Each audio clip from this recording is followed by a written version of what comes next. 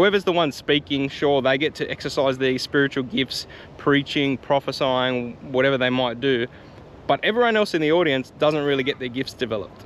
And I'm not saying there's not good things about the way it gets done at the moment. There are definitely good things and benefits, but I just want to talk about some of the things that I feel like are missing from a lot of churches. And I think one of the biggest issues with what's missing is that people are not getting their gifts developed right. They're just sitting in a church service, listening, being basically a recipient the whole time until it finishes, and then they walk out and they might fellowship or go home or whatever, right?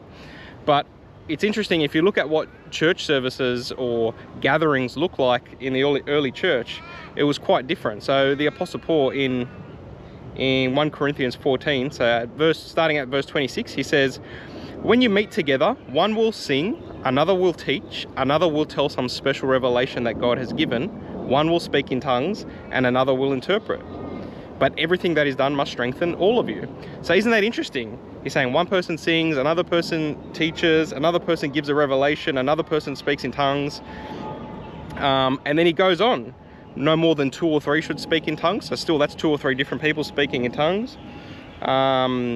Let 2 or 3 people prophesy. So again, that's 2 or 3 people get up and prophesy. They might have words of knowledge from God, or just a generic prophecy for that gathering of believers that they feel on their heart from God. In this way, all who prophesy will take a turn to speak, in verse 31. So you can just see a couple examples right there where the Apostle Paul is saying, when you guys gather and get together, there's lots of different people that have turns, either sharing a word of prophecy, singing a song for God, praying over people, prophesying over people. And I believe the same should be happening in our churches today. It shouldn't just be the one minister just standing up and preaching a sermon to, and everyone's sort of like borderline falling asleep after an hour later, right? Like, I don't mean to make fun, but it can get like that sometimes. And I just feel sorry for the people that are in the congregation, because the minister thinks that he's feeding his sheep. The minister thinks that, oh, yep, my sheep are getting fed because they come however many times a week to church, and I'm teaching them a message, I'm giving them the word of God, I'm praying for them, so they're getting fed. But that's not the purpose of feeding the sheep. Like, it is a type of feeding the sheep, but really what the fivefold is there, apostles, prophets, pastors, evangelists, and teachers in the book of Ephesians. I think it's Ephesians, I have to check that.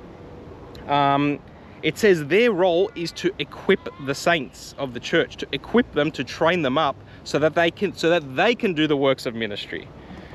So that they can learn to pray, prophesy, preach the gospel, heal the sick. Like, we're supposed to be building each other up, and in a gathering, in an intimate gathering, in a church setting, that's the perfect place to do it, so that people can build up their confidence in their spiritual gifts, so that then they can then go out into the world, whether it's in their workplace, in their families, in their friends, or whatever, and feel confident to pray for someone, to share a word of knowledge to someone, to share the gospel with someone. Like, if you're not exercising those abilities and those gifts in church, where are you going to practice it?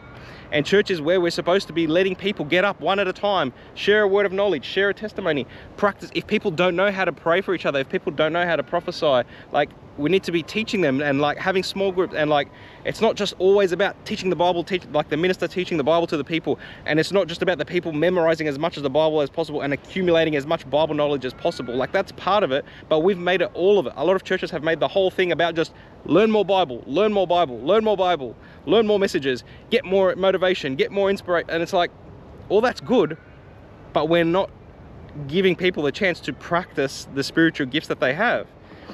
And a lot of people will say, oh, well, that's what home groups are for and whatever. And like, yeah, that's fine, that's good. You can do that in home groups too, but it needs to happen at your Sunday gathering, your Saturday gathering, whenever you gather together, whether you gather at a, traditional kind of church, or whether you gather in a home group or a home church. Like, I really believe, like, a lot of churches are missing that element. I'm missing that element of getting people up, and I've seen it, and it breaks my heart, because I see people like coming week after week to church, and they're not really growing spiritually. And yes, they're responsible in their own time to be doing things in their own time, definitely, I get that, but you can't really practice a lot of these spiritual gifts when you're just by yourself at home, talking to God, praying, reading the Bible, whatever you're doing. Like, that's your one-on-one relationship with time with God. And you can go out, into the world around you and practice some of these gifts, but most people don't, because it's hard. They don't have the confidence. They've never been taught how to.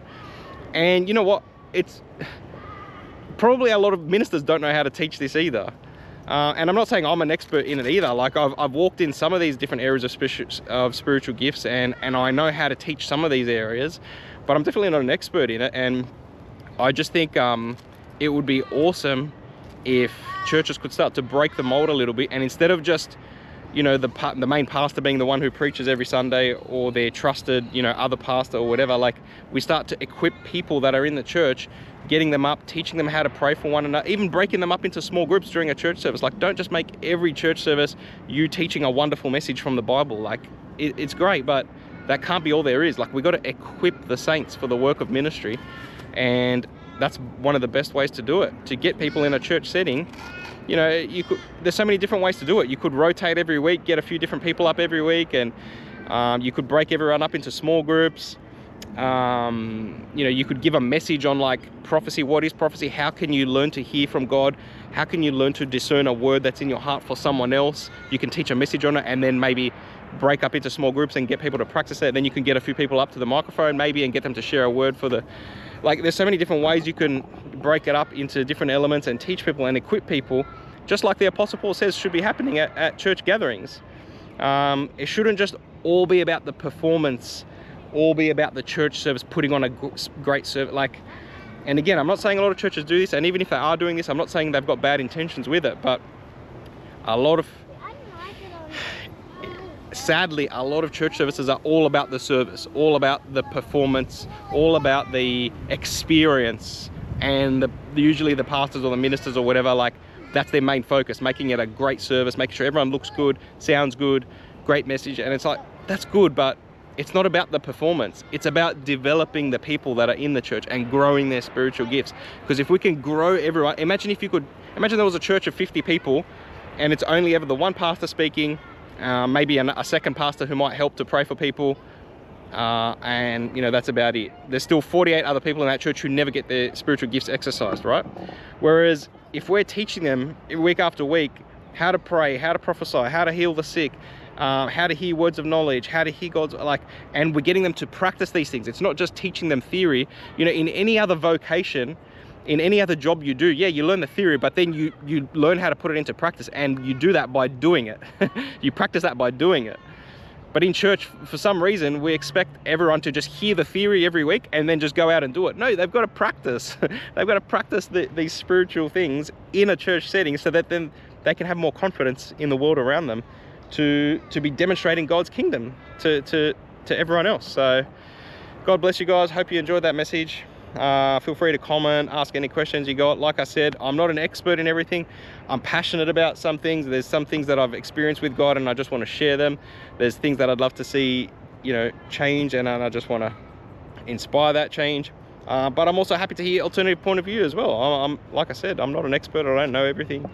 Happy to hear, you know, with anyone who might disagree or have alternative views as well. So feel free to post, comment, email. I always leave our email contact details in the description of every video. Otherwise, I'll see you guys on the next one.